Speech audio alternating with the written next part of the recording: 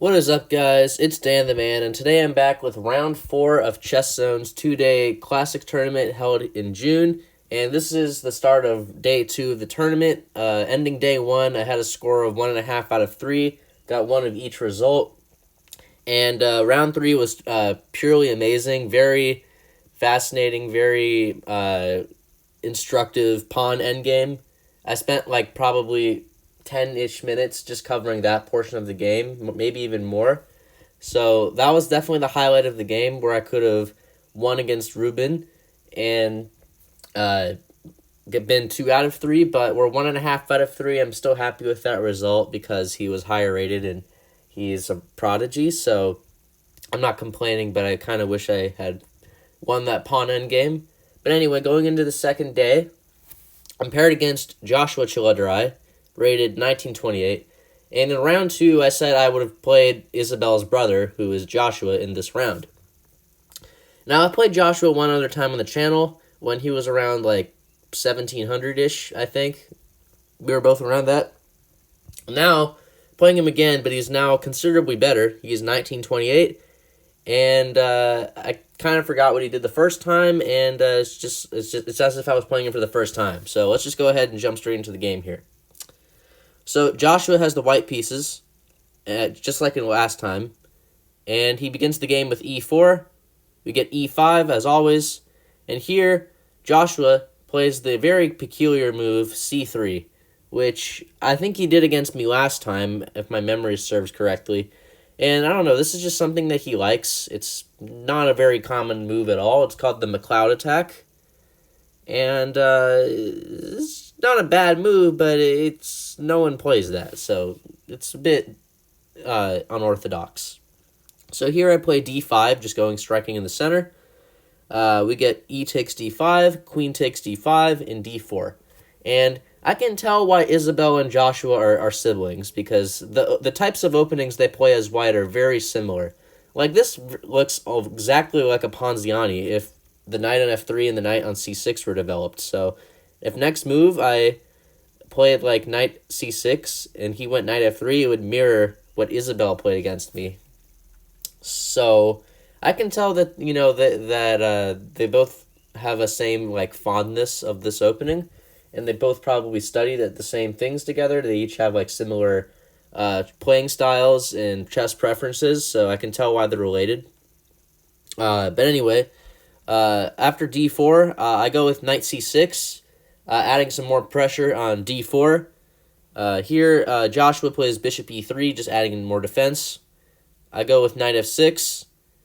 He goes knight f3, adding more pressure. I decide to capture. He takes back. And this is kind of resembling the game against Isabelle, where he has the isolated pawn. I have my queen blockading d5.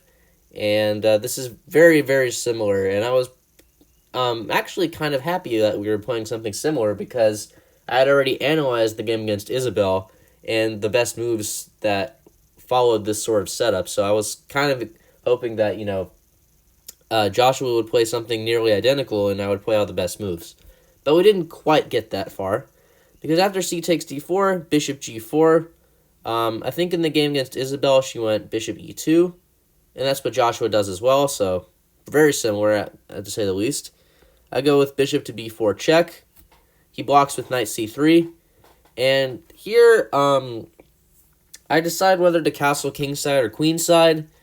In the game against Isabelle, I castled queenside, and we had a really good attack brewing on our king. But this is a little bit different, and this time I decide to castle kingside, which is one of the best moves. And here Joshua plays castles kingside himself. And here in the game against Isabelle, I played queen h5, but that doesn't really have the same effect because, well, what am I really attacking? I'm not really threatening anything. Since our kings are castled to the same side, the queen h5 wouldn't make too much sense. I was also thinking about maybe taking the knight on c3, but that would help white. White would take back and have their d-pawn not be isolated anymore. It would have a defender with c3, and that would also open the b file for white, and white would just improve their positions. And also, you just don't want to give up bishop for knight unless you have a really good reason. So that's why I didn't take.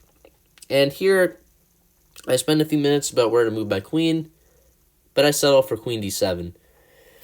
And what I'm doing with queen d7 is maybe I'll put my knight on d5, just blockade that square with my knight versus my queen, and it will be sort of again, a long-term liability for him because he has a weak pawn, but nothing really outstanding right now. So here he plays knight e5. He could have played a lot of moves here. He could have played h3 to kick my bishop on g4. He could have played a3 to kick my bishop on b4. He could have played rook c1. I imagine something like rook e1's okay. Maybe bishop b5 to pin the knight to my queen. I mean, there's just a very comfortable amount of moves that Joshua can play here. But after some time thinking, I was walking around looking at the games. Joshua spent some time thinking. When I came back, he played the move knight e5, which this move is good, but it's going to invite a mass series of exchanges. Like in the next few moves, basically all the pieces just fly off the board, and we're going into an endgame extremely quickly. So I kind of have to take because that knight is just attacking three things: my queen, my knight, and my bishop. So I either have to take his knight or play bishop takes e2. So I settle with knight takes e5, d takes e5. Notice my bishop's hanging, my queen's hanging, and my knight's hit. So this is, because of this sort of setup, it's basically provoking more trades to not lose materials. That's why all the pieces fly off. So we trade the queens. He takes back with the bishop, probably because he wanted to have my bishop still be under fire. And if I move my knight, he would take my bishop. So again, this is all forced. Bishop takes d1. I could have taken on c3 as well. Rook a takes d1. Bishop takes c3. B takes c3. And just in those few moves, we already got rid of the queens and like two minor pieces and maybe three minor pieces, if I remember correctly. So basically, all the heavy pieces just fall off the board, and we're left with two rooks, and he has a bishop, and I have a knight, and my knight is currently under attack right now. So here I play knight e4, just attacking the pawn on c3. He defends with rook d3, and for a little bit here, I kind of got worried because white is threatening to play the move f3 here, which, if you look carefully, would trap my knight. So even though my knight is in the center of the board, where it would have the most freedom of mobility, the funny thing is that f3 like completely traps my knight. So I have to beware of that. And I think about what to do. The engine is kind of creative. It says that f5 is a move. And if f3 happens, you play f4, and you kick white's bishop away. So if the engine kind of wanted to be a bit fancy here, but I didn't think that was necessary. Why would I, overcomplicate things? Alternatively, the engine was saying I could play rook a to d8 so as to attack the rook by offering a trade. Sorry about that. So if rook fd1 was played to reinforce the rook, I would play rook takes d3, the only move. Rook takes d3. There we go. And the move f6. So we sort of would have transposed into a different line than what I played. Because here, instead of playing f6 after this rook a d8 stuff, I decided to play it right away. Which, in and of itself, is not a bad move, but it gives white a tiny edge, but it's pretty negligible, the edge. And my idea with f6 was, the main idea, was to have a place for my knight to run to with knight g5, because my pawn would be protecting that square if in case the bishop takes. Second idea with f6 is that I'm confronting the pawn on e5, so there's a little bit of tension now. So if e takes f6, I would play knight takes f6 and save my knight that way. And the third idea is that I would also play rook f7 at some point in case white would invade in the 7th rank. So I felt like f6 was the best move here to just accomplish those things. The computer says h6 is a little better, but Stockfish is just being a bit picky, in my opinion. So Joshua did play f3 here. Of course, my only real move to do here is knight g5. And here, the engine says it's plus 0.7, plus 0.8. Barely better for white, but still, if there was an engine playing, the engine would say white's better. But to a human, this is pretty much equal. And the way white's better is if he plays e takes f6, forcing me to kind of damage my kingside structure because I have to take like this to redefend my knight. He would go h4, I would go knight e6, rook fd1, and this position's plus 0.8. White's favored a little bit, and this is what Joshua should have went into. But instead, I think the human move is to take the knight so as to maybe double the pawns, which is what he does. He plays bishop takes g5. That's just liquidating the game even further. I play f takes g5. And as I said with f6, an idea of playing that is to meet rook d7 with rook f7. And I'm defending the 7th rank that way, offering a trade. He doesn't want to take me because I'll get my king out. And white's pawn on e5 is a little bit overextended, so I could win it long term.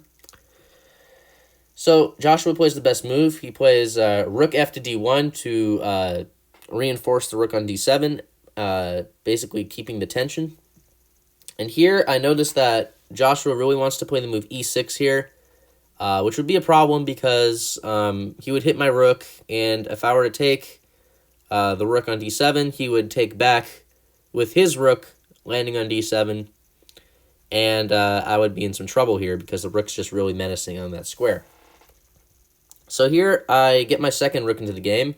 I play rook e8, attacking the pawn on e5. And here he plays the move rook d8. And this was a good move. It got me thinking for a little bit.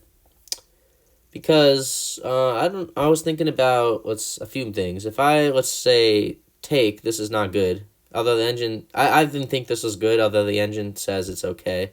Rook takes d8, rook takes, rook f8, rook d7.